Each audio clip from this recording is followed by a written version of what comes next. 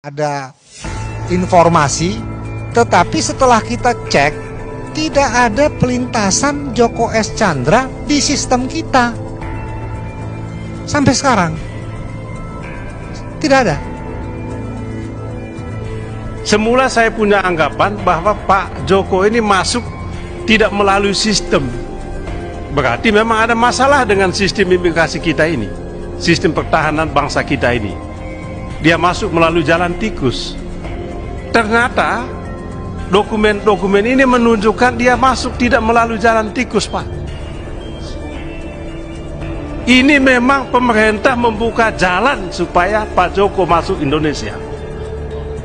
Masuk jalan tol lagi, kasih karpet merah lagi. Kok kita ribut? Lalu Pak Menko Polhukam bertengkar lagi sama Menkumham soal Pak Joko ini, padahal dia tahu. Saya yakin Pak Menko Polhukam juga tahu, Menkumham juga tahu. Tidak mungkin, Pak, dokumen-dokumen ini, kecuali kalau dokumen-dokumen ini palsu. Oleh sebab itu, Pak Ketua, saya mohon supaya Bapak Presiden Jokowi sebaiknya memberikan penjelasan terbuka kepada publik hal ihwal Joko Chandra ini. Apalagi pemberitaan Tempo, ini berita Tempo berapa tahun lalu, adiknya Joko Chandra ini hadir dalam jamuan makan malam dengan Bapak Presiden. Fotonya ada. Jadi kalau tidak ada penjelasan, maka publik nanti punya analisa, imajinasi. Wah, jelas setelah adiknya Pak Joko Chandra ketemu Bapak Presiden, maka dibukalah pintu masuk, kan begitu, Pak. Lalu kita sibuk diskusi tentang ini, tidak usah lagi, stop diskusi kita. Mengapa? Bapak Joko Chandra memang dikehendaki oleh pemerintah kita untuk masuk ke Indonesia. Yang perlu Bapak jelaskan itu, dia masuk Indonesia itu bawa apa, Pak? Ya kan, itu yang penting. Itu lebih bagus daripada Bapak ikut main-main Ciluba. Kasihan Pak Dirjen ini. Kalau saya Bapak posisinya, aku mundur daripada aku dipaksa dalam tanda kutip membohongi publik. Rakyat punya akal sehat, Pak. Terbongkar, adik koruptor kelas kakap Joko Chandra bertemu Presiden Jokowi. Presiden Joko Widodo bertemu dalam jamuan makan malam dengan adik koruptor kelas kakap Joko Chandra Sangkara Chandra. Anggota Komisi 3 DPR fraksi Partai Demokrat Benika Harman pada Senin 13 Juli 2020 dikutip dari Tempo.co mengatakan bahwa dia memohon agar Bapak Presiden Jokowi sebaiknya memberikan penjelasan terbuka kepada publik tentang Joko Chandra ini. Apalagi pemberitaan Tempo beberapa tahun lalu, adik dari Joko Chandra ini hadir dalam jamuan makan malam dengan Bapak Presiden. Menurut Beni, ada foto jamuan makan malam adik Joko Chandra dengan Presiden Jokowi.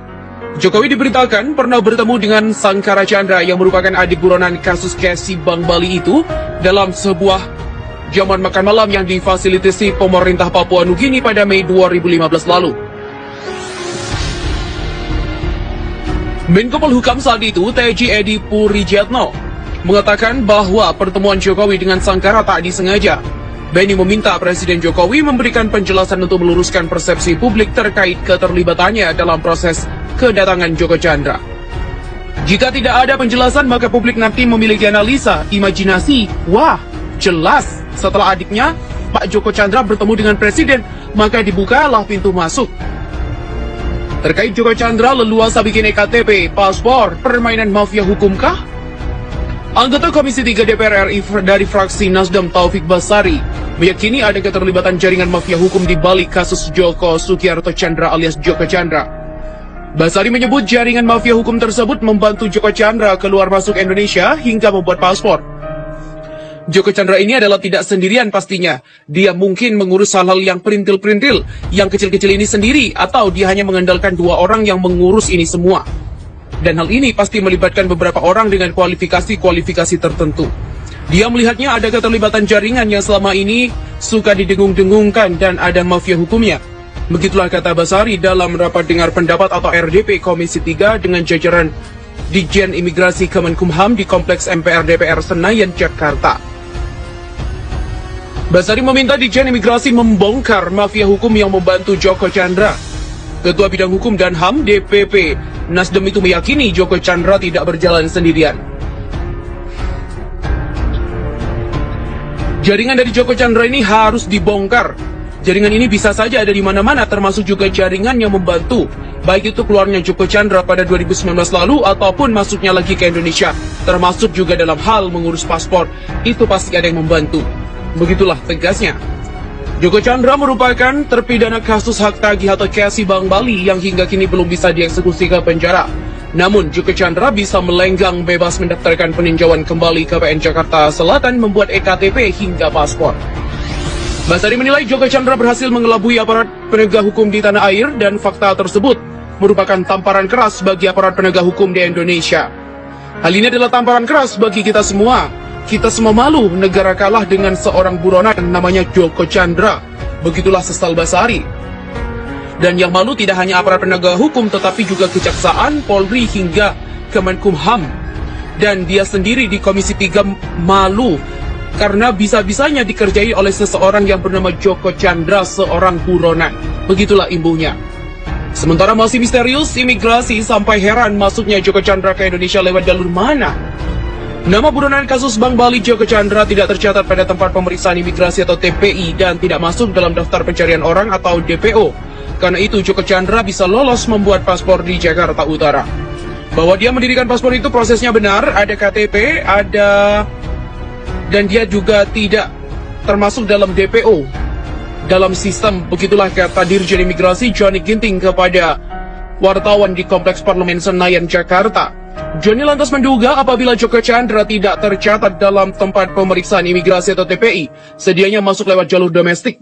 Namun Johnny mengaku tidak tahu lewat jalur mana sehingga buronan kelas kakap itu bisa masuk ke Indonesia.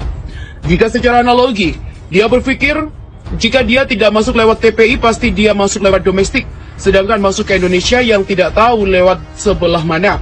Johnny pun mengatakan dirinya enggan untuk berspekulasi terkait lewat jalur mana Joko Chandra bisa masuk ke Indonesia. Hal ini lantaran asumsi sementara Joko Chandra masuk lewat jalur domestik. Meskipun begitu, pihak imigrasi tetap akan melakukan pendalaman terkait pembuatan paspor Joko Chandra tersebut di Jakarta Utara. Pihaknya juga tetap melakukan pendalaman agar nantinya masyarakat tahu bahwa pihaknya bukan diam-diam saja, pihaknya juga mengecek dan melakukan recheck kembali. Demikian dikatakan Johnny Ginting.